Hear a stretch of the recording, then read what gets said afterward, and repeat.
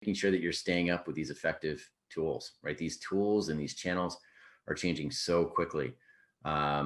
It's our job. We have the luxury of staying up on this.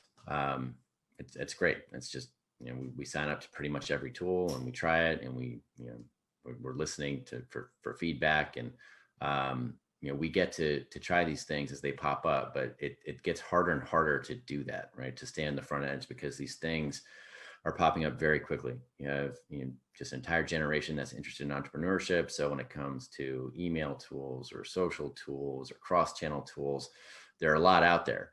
And the UI is getting better and better. So in terms of usability, these things are becoming more accessible.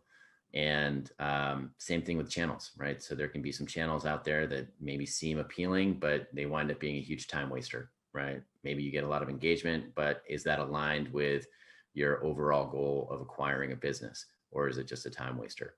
So it's a changing landscape. That's not going to change. But in terms of staying up with these tools, staying up with the channels and the sources and the groups that can help you do that, we'll cover that